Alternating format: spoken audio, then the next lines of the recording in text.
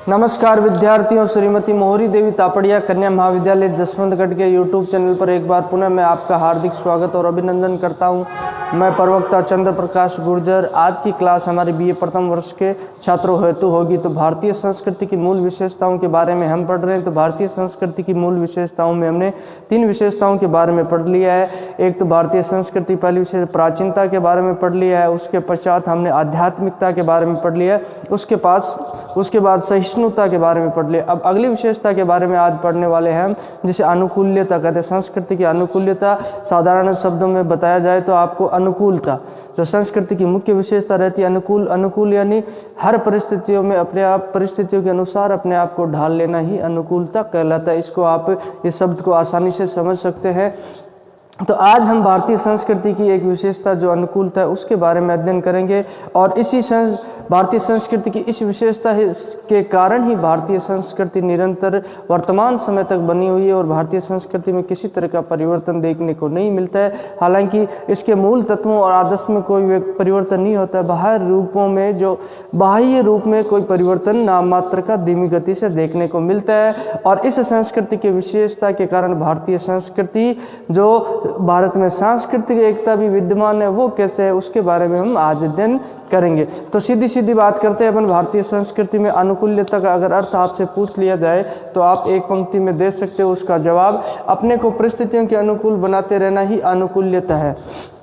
अपने आप को परिस्थितियों के अनुकूल बनाते रहना ही अनुकूल्यता है। जैसा कि भारतीय संस्कृति की विशेषता कैसे परिस्थितियों के अनुकूल भारतीय संस्कृति ने अपने आप को कैसे ढाला। समय समय पर भारत में भारतीय शासकों के अलावा विदेशी शासकों का और विदेशी आक्रांताओं का जो आक्रमण हुआ, उन परिस्थितियों में भी भारतीय संस्कृति ने अपने आप को कैसे बचा लिया। 600 साल तक मुस्लिम राज यहाँ भारत में रहा, इस्लाम का शासन रहता है, तलवार के बल पर रहा है। उसके पश्चात इस्लाम का शासन 200 वर्षों तक अंग्रेजों का शासन रहा। फिर भी भारतीय संस्कृति आज भी भलीभूत है और फल रही फूल रही है। तो इसके पीछे क्या कारण रहता है, ऐसा क्या विशेषता है इस संस्कृति की जो कि ये आज तक नहीं मिटती है।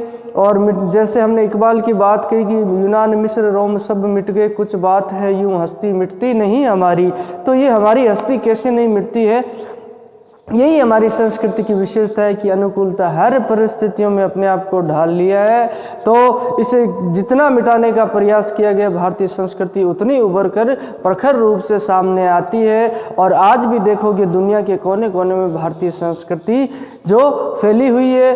और दक्षिण पूर्वी क्षेत्र में तो बात करें तो कंबोडिया, जावा, सुमात्रा, म्यांमार, यहाँ भारतीय संस्कृति के अवशेष आज भी देखने को मिलते हैं। तो ये भारतीय संस्कृति की एक विशेषता जो अनुकूलता है, इसके कारण ही हमें इस भारतीय संस्कृति की सांस्कृतिक एकता देखने को मिलती है।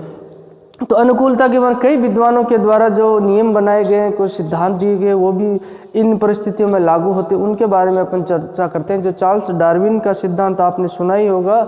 डार्विन जो विज्ञान विषय से संबंधित है और उसने शायद बच्चों ने 9-10th में, अगर आर्ट्स के स्टूडेंट 9-10th में, तो आपने पढ़ाई होगा।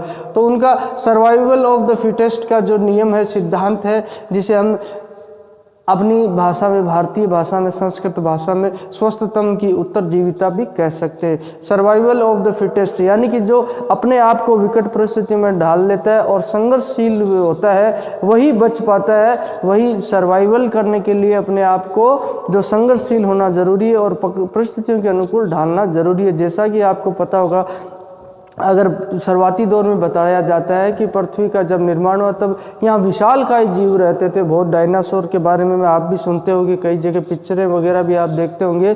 तो उसमें उल्लेख होता है कि एक दीर्घकाय जीव, प्राणी शास्त्र का नियम है, वही जीव है जो दीर्घ आयु प्राप्त करता है, जो अपने आप को परिस्थितियों के अनुकूल ढाल लेता है। तो भारतीय संस्कृति की यही सी विशेषता के कारण भारतीय संस्कृति है जो दीर्घजीवी है। तो जब डायनासोर नाम के जो जीव, विशालकाय जीव का अस्तित्व हमें देखने को मिलता है, लेकिन डायनासोर अपने आप को परिस्थितियों के अनुकूल ढालने में सफल नहीं होता है और इसी वजह से उनका अस्तित्व और वजूद इस पृथ्वी से खत्म हो जाता है। आज भी उनके अवशेष अपने को देखने को प्राप्त होते हैं। जैसा कि कई बार आपने देखा होगा वैज्ञानिक रिसर्च के बारे में और कई जगह विद्वानों के द्वारा अपने डायनासोर के अस्तित्व जो प्राप्त होते हैं। तो इसी कारण से वो नहीं टिक पाते हैं, मिट जाते हैं। लेकिन भारतीय संस्कृति की विशेषता, अनुकूलता की विशेषता के कारण भारतीय संस्कृति निरंतर फल फूल रही है। उसके अलावा बात की जाए तो एक हमारी संस्कृति में भी एक बात प्रचलित है, एक नियम है, देवो दुर्बल घात है। जो व्यक्ति, भगवान ही दुर्बल को मारता है, यानी कि जो दुर्बल होता है उसे ही भगवान मार देता है। जो अपने आप को सक्षम नहीं बना सकता है, भारतीय संस्कृति अपने आप को सक्षम बनाती है और इसी रूप में जो अपने आप को प्रकट करती है, जिससे भारतीय संस्कृति वर्तमान में निरंतर चलती रहती है। यही नियम संस्कृतियों पे लागू होते हैं, जैसा कि हमने चार्ल्स डार्विन का सर्वाइवल ऑफ द फिटेस्ट। अगर कोई संस्कृति ऐसी नहीं है तो वो संस्कृति समाप्त हो जाएगी। स्वस्थतम की उत्तरजीविता, संस्कृति स्वस्थ है वही जीवित रहेगी, दीर्घ जीवित, या तो उसका डायनासोर जैसा हाल हो जाएगा या वर्तमान में वो निरंतर चलती रहेगी। देवो दुर्बल घात है, जो दुर्बल संस्कृति होगी वही समाप्त हो जाती है। न तो भारतीय संस्कृति दुर्बल है और न ही अस्वस्थ है, इसीलिए भारतीय संस्कृति निरंतर जो चलती रहती है और अपने आप को परिस्थितियों के अनुकूल भारतीय संस्कृति ने हमेशा डाला है। ये संस्कृतियों पे नियम लागू होता है। भारतीय संस्कृति ने विभिन्न परिस्थितियों के अनुकूल स्वयं को ढाल लिया है। परिस्थितियों के अनुसार ही धर्म, समाज, विचार में परिवर्तन धीमी धीमी गति से है। परिस्थितियों के अनुकूल धर्म समाज में कैसे परिवर्तन धीमे धीमे, कई समय भारत में आपको पता होगी ऐसी एक कुप्रथा थी जो सती प्रथा नाम की कुप्रथा चलती थी, दहेज प्रथा थी और बाल विवाह प्रथाएं थी। लेकिन धीरे धीरे भारतीय संस्कृति में इन बुराइयों को भारतीय संस्कृति ने हटा दिया और जो संस्कृतियां थी उन जिनसे अच्छी बातें थी उनको ग्रहण कर लिया। ये परिवर्तनशीलता, ग्रहणशीलता, यानी जो चीज़ें अच्छी थी उन्हें ग्रहण करते हुए अपने आप में परिवर्तन कर दिया। जो निरंतर अपने आप में चेंजिंग करते रहते हैं वही जो निरंतर टिके रहते हैं। तो ऐसा ही भारतीय संस्कृति की मुख्य विशेषता, समाज में जो सामाजिक बुराइयां उनको मिटाने का प्रयास किया। दहेज प्रथा है, चाहे पर्दा प्रथा है, चाहे सती प्रथा जैसी एक सामाजिक बुराई जो महिलाओं को मृत पति के साथ जिंदा जला दिया जाता था, फिर भी उनमें भारतीय संस्कृति ने ऐसी बुराइयों को निकाल कर फेंक दिया और उनमें सुधार कर लिया।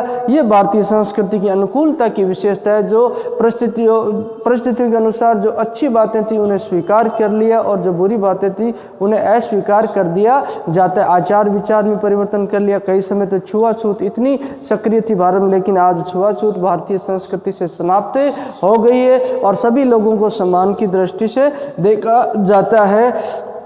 तो ये धर्म, समाज, सामाजिक व्यवस्था में विचार और विचारों में जो विचारों की उन्नति भारतीय संस्कृति में हो जाती है। कभी तो विदेशों की यात्रा करना ही वर्जित माना जाता था और ये एक अधर्म माना था, लेकिन आज भारतीय संस्कृति में ऐसी बुराइयां नहीं है, ऐसे विचार नहीं है और आज विदेशों की यात्रा, दुनिया की यात्रा की जाती है और निरंतर खोज भारतीय जो वैज्ञानिकों के द्वारा, चाहे भारतीय विद्वानों के द्वारा पूरी दुनिया की संस्कृति के बारे में जानने का प्रयास किया जाता है। तो ये भारतीय संस्कृति की विशेषता है कि समय समय पर भारतीय संस्कृति के द्वारा धर्म में परिवर्तन किया गया, समाज में परिवर्तन किया गया, आचारों और विचारों में परिवर्तन किया गया। ये परिवर्तन का दौर ही भारतीय संस्कृति की अनुकूलता को दर्शाता है। चाहे हम बात करें सिंधु घाटी सभ्यता से लेकर और वैदिक सभ्यता का दौर रहा है, वैदिक सभ्यता की बात करें, सिंधु घाटी सभ्यता की, तो जिस तरीके से अगर बात की जाए मूल तत्वों में परिवर्तन नहीं हुआ, हालांकि परिवर्तन तो हुआ है, लेकिन मूल तत्व जो मूल रूप से उस वक्त पेड़ पौधों की जो पूजा की जाती थी, प्रकृति की पूजा की जाती थी, तो आज भी प्रकृति की पूजा की जाती है। आपको पता होगी महिलाएं जो खिचड़ी की पूजा करती है, पीपल की पूजा करती है, कई नीम की भी पूजा करते, तो वो मूल रूप में परिवर्तन नहीं हुआ, पूजा पद्धति के जो तरीकों में परिवर्तन कर लिया गया। ये भारतीय संस्कृति की मुख्य विशेषता रहती है।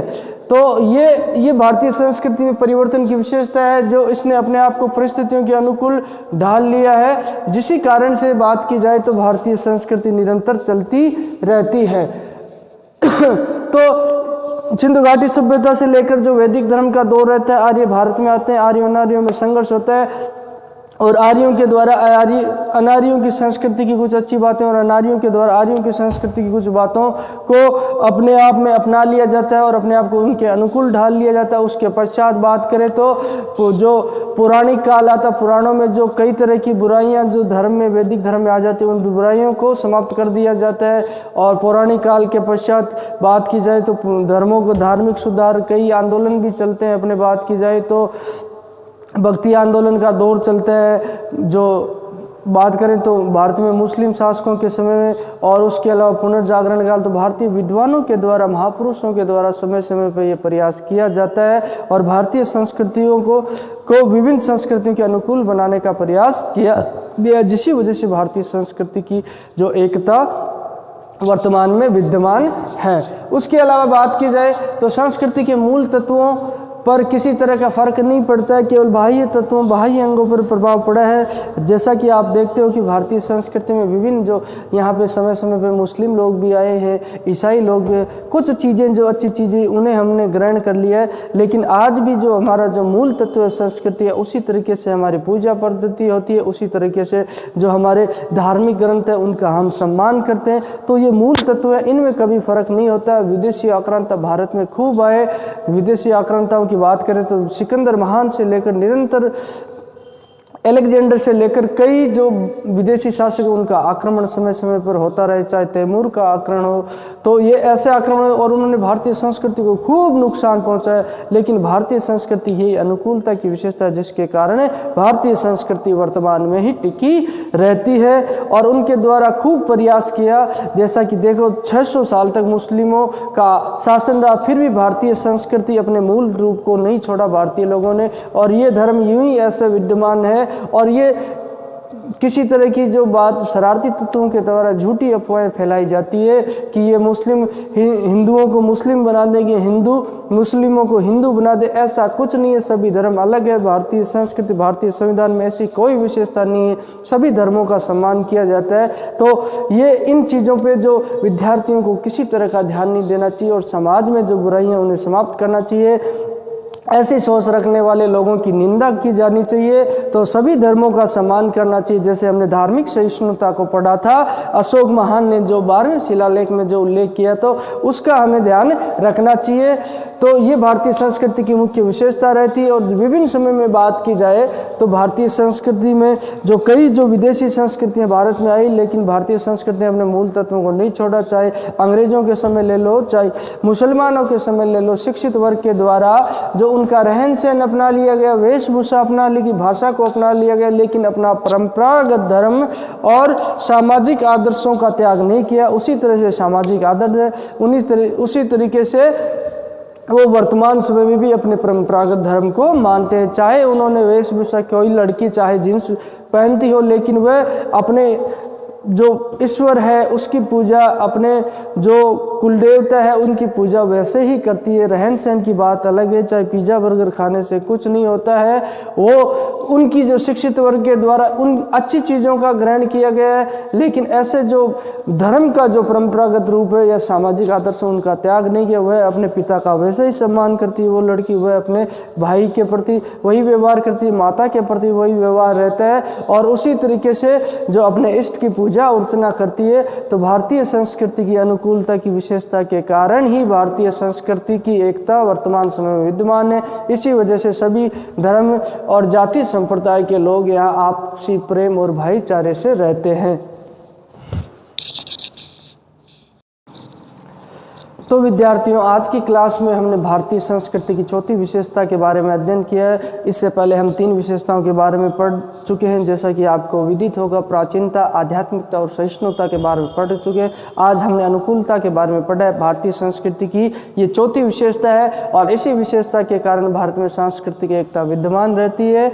और अनुकूल विकट परिस्थितियों में, विषम परिस्थितियों में भारतीय संस्कृति की ये विशेषता रही है कि उसने अपने आपको उन परिस्थितियों के अनुकूल ढाल लिया जिससे वह निरंतर बनी हुई है। वर्तमान में भी आदि अनादि काल से देखा जाए तो सिंधु घाटी सभ्यता से लेकर वर्तमान समय तक वह निरंतर चलती है। इन संस्कृति की ऐसी विशेषताओं के कारण ही भारतीय संस्कृति जो निरंतर जीवित है। जैसा कि हमने चार्ल्स डार्विन के सिद्धांत के बारे में पढ़ा, सर्वाइवल ऑफ द फिटेस्ट, यानी जो सर्वोत्तम होता है वही चलता रहता है। तो आज की क्लास के लिए बस इतना ही, और किसी तरह की समस्या शंका हो तो आप निसंकोच पूछ सकते हो। और सभी विद्यार्थियों का पुनः एक बार बहुत बहुत धन्यवाद।